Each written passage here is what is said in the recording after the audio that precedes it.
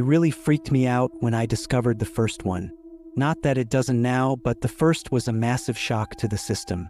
I mean, who wouldn't be downright horrified at the sight of a dead girl dangling from a tree branch? The one who put her there. That's who.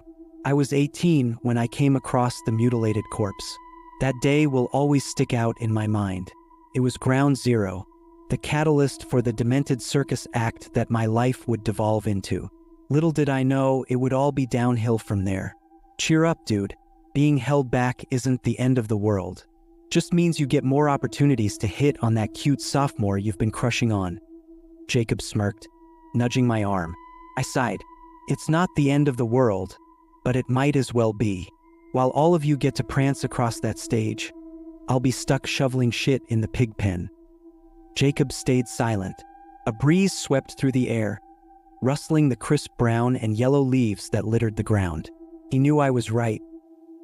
I was the farmer's son, and my father viewed me as nothing more than free labor, an otherwise useless, good-for-nothing piece of equipment to be tossed to the curb once I lost my value.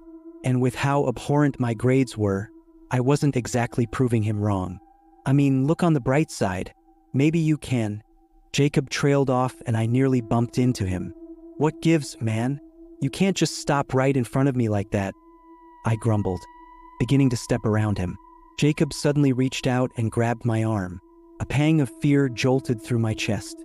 Jacob was a thin, bony boy with less muscle than SpongeBob SquarePants.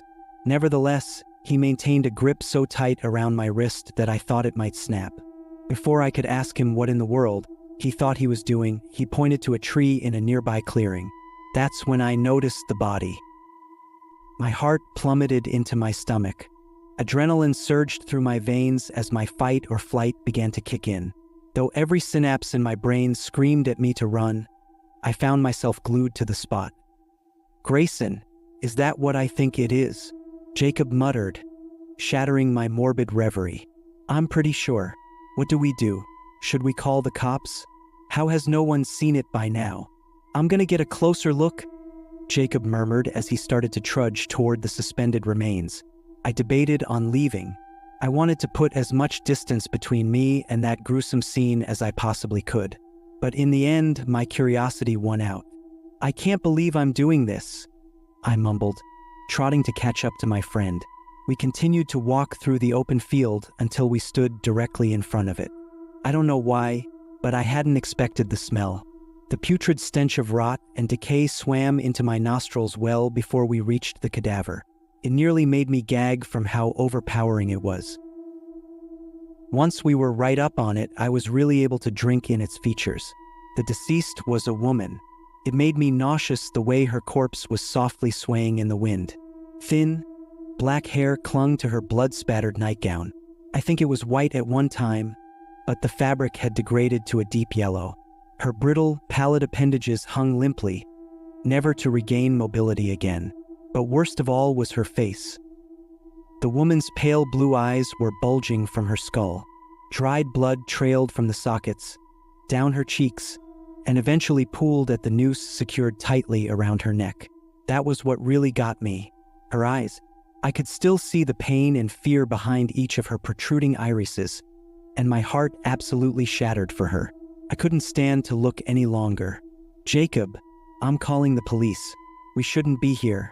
What if the killer is hiding nearby? He turned to me, mouth still slightly agape. Yeah. The cops. You're right. Let's go. Jacob and I returned to the sidewalk where we'd first noticed the woman, while I dialed 911. The phone rang for longer than it should have before the operator's voice cut through the line. 911. What is your emergency? The woman sounded exhausted, like years upon years of 2 packs a day were whittling down her lung capacity. Hi, yes, I found a dead body. Can you send somebody to, I don't know, take her to the morgue, I guess. What is your location? Emergency services will be en route momentarily. Coming up on the intersection of Maple Road and Cherry Street. Please hurry. I dashed. The operator suddenly cleared her throat, effectively cutting me off. Pardon me, but you said the intersection of Maple Road and Cherry Street. Yes? My brows furrowed. The lady on the other end of the line had dropped her reassuring facade. She sounded almost accusatory. "Yeah, that's right. Sir, please continue to go about your day. Nothing is out of the ordinary at the intersection of Cherry and Maple. Services will not be dispatched." I couldn't believe what I was hearing. Everything was normal. I'd just seen a fucking lynching victim with my own 2 eyes, and the operator was telling me that was normal? And no, maybe you misheard me.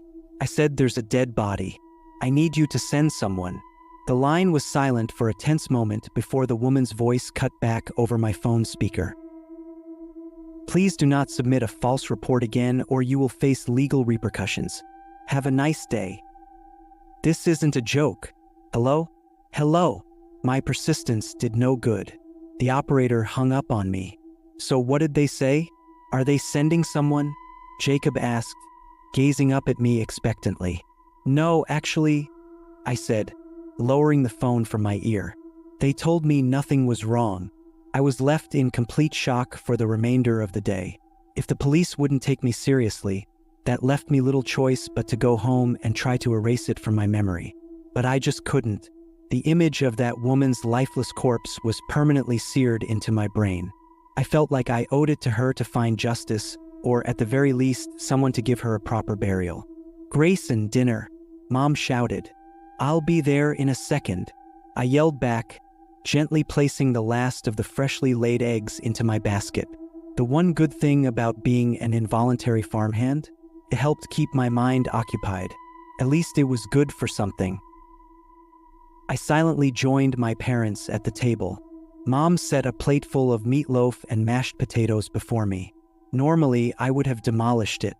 But in light of what I'd witnessed earlier that day, I didn't know if my appetite would ever come back. "Why aren't you eating, honey? You've barely touched your potatoes. Is something wrong?" Mom asked, a twinge of concern percolating her words. "Yeah, so, this is gonna sound crazy, but spit it out, boy," Dad interjected through a mouthful of food. "I saw a dead body today." My parents locked eyes with one another. Dad gulped down his food, but he didn't motion to take another bite. Mom stared silently at him, sweat beading on her brow.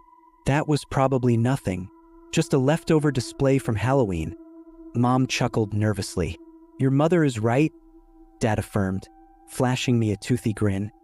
"It was probably just a figment of your imagination. No need for concern." The fork trembled in his grasp as he stabbed a slab of meatloaf. "Don't worry about finishing dinner. You can be excused if you're not hungry," Mom said, that anxious smile still plastered to her face. "Thanks. I'm gonna take you up on that offer." I scooted my chair out from the table and returned to my duties. I didn't want to spend any more time around my folks that evening. They were acting strange, and I didn't like it one bit. Trepidation bubbled in my gut as Jacob and I walked to school.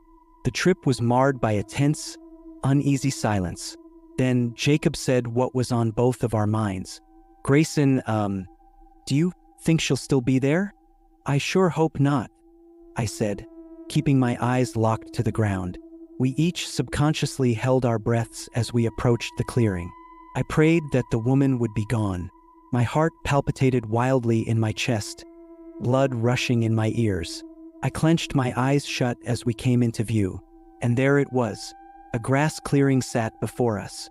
Daisies and dandelions swayed among the lush, green blades. I peered beyond it into the trees. I suddenly grew lightheaded. She was still there. The woman's lifeless, decaying corpse hung from the rope, those horrible, unblinking eyes visible even from our distance. I felt like I was going to be sick. The cops had completely ignored my call. Without warning, Jacob took off in a dead sprint. I gave chase, my legs pumping as fast as they could carry me. We ran and ran all the way until we'd reached the school. I didn't even need to ask Jacob why he'd done it. I was probably going to do the same eventually. I couldn't focus for the remainder of the day. The hands on the clock seemed to tick by in slow motion. I couldn't stop thinking about her. Those bulging, desperate eyes. I couldn't escape them. After the longest day of my life, I again found myself by Jacob's side, walking home. We didn't say anything to each other. We just kept going, dreading the encounter that we knew would come. We gradually approached the clearing. I couldn't do it. Not again. But I had to. It was like a train wreck. Something so demented and screwed up that you just can't bring yourself to look away. All right, man. I'm gonna run the rest of the way. Your call if you want to come with, Jacob said, already turning away from me. Go ahead. I'll join you in a sec, I muttered, wondering if I was making the right decision. Suit yourself, Jacob retorted, averting his gaze from the field before jogging past. This was it. The last time. One more look. Then I'd never peer into those woods again. I was done. That's what I told myself, at least. I steeled my resolve and quickly glanced at the tree that I'd previously seen the woman hanging from. I immediately regretted it. I bent over and lost my lunch all over the dried leaves littering the ground. Because when I glanced up at that tree, the woman wasn't alone. There was a man dangling from the branch opposite her, connected to the bough from an almost identical noose. His eyes mirrored the woman's. Two fear-struck, bloodied orbs jutting from his head, congealed, viscous liquid oozing down his neck. I couldn't take it any longer. I sprinted after Jacob and didn't stop until I reached my house. What was going on? Were the cops working with a serial killer? Even if they were, why wouldn't they at least come pick up the bodies? Fortunately, I'd never received the answer to some of those questions. Some, but not all. It didn't stop with those two. Bodies began appearing in trees at an alarming rate, and they weren't just confined to the clearing anymore. The dead were popping up everywhere. In the big oak by the library, in the maple tree in front of Town Hall, hell, a dead man even showed up hanging from the beech tree on the school's front lawn. Only once was it ever anyone I recognized. I knew Kent Taylor. He was the owner of a little diner off Main Street. He was one of the nicest men I'd ever met. Needless to say, when his body appeared swinging from a rope on my walk home, I burst into tears. He didn't deserve that. None of them did. I desperately wanted to get to the bottom of the whole thing. But what could I do? No one was willing to talk about it, and the police were utterly useless. I tried to contact them multiple times, but in the end, I was given a warning for submitting a false report. I was caught between a rock and a hard place. So, left with seemingly no other option, I turned a blind eye. Obviously, I was terrified beyond belief, but I think we all were. Everyone seemed on edge, like we were all anticipating something that none of us wanted to acknowledge. Time marched slowly by, agonizingly so. Each day felt longer than its predecessor.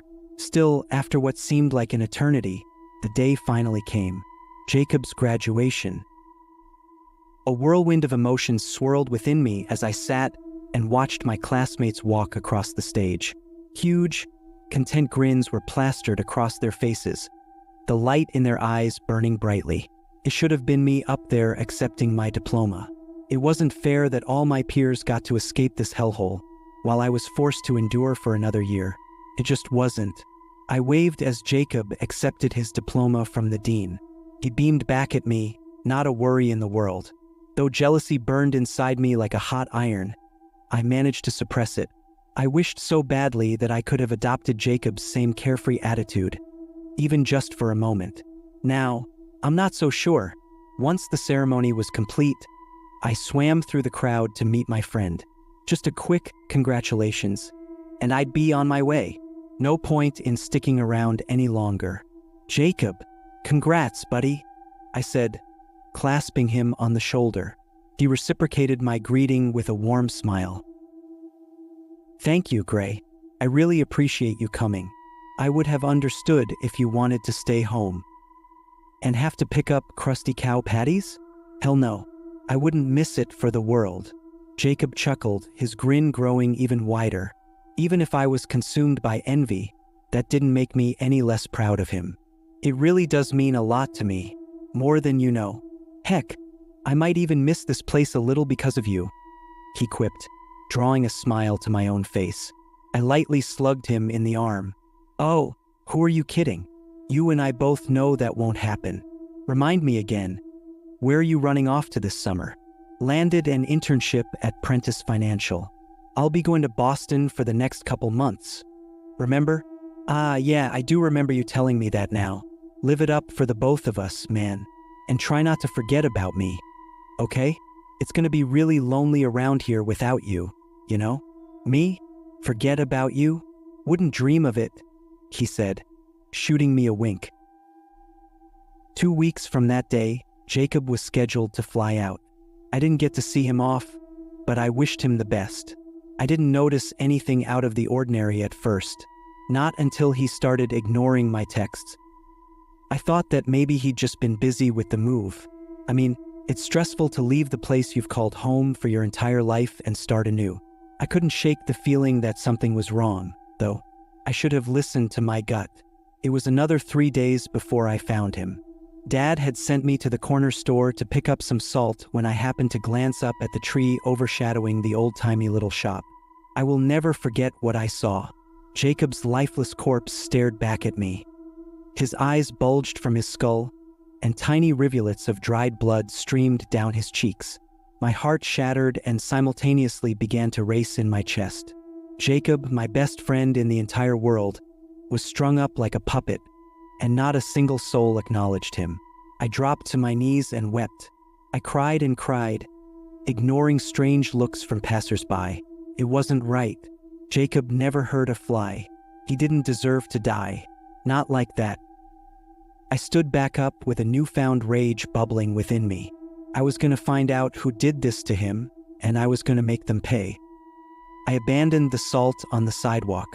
I didn't care what Dad would say. He could get his own damn salt if he needed it so badly. I continued on my warpath, straight to the only place that I knew I could find some answers. Jacob's house.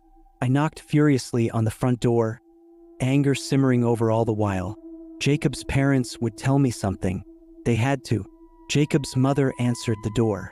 Her eyes were puffy and sullen, like she'd been crying for days on end. I couldn't help but feel sorry for her. Her only son was brutally murdered, and the police didn't give two shits about it. That extinguished my ire just a bit. Mrs. Allen, please, don't blow me off. I need to know. Who did this to him? And why? Tears began to cloud my vision. The reality of my grim discovery still hadn't fully set in. Did what? To whom? She replied. Her voice was defeated and hoarse. She was hiding something. You know who. Jacob, your son. I found his body by the corner store. Please, Mrs. Allen.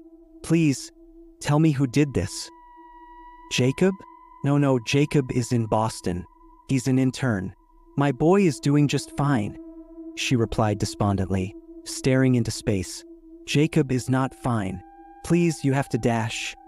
It was nice of you to stop by, Grayson. Tell your parents we said hello. And with that, the door shut in my face. It's been 2 days since then. I have a theory and I'm going to test it. I have to know. For Jacob's sake. I think whoever is doing this is killing anyone who tries to leave. So tonight, I'm going to find out for myself if that's true. I've got a cousin who lives in a major city. She said it's okay if I crash at her place for a while. Either I'm going to get out of here or I'm going to die trying. I'm going to take Dad's pickup truck and pray that it doesn't give out on me. I'm posting this in case I don't make it out. Please heed my warning. If you drive through a town called Walnut Valley in northern Kentucky, don't stick around. Because if you do, you might not make it out alive.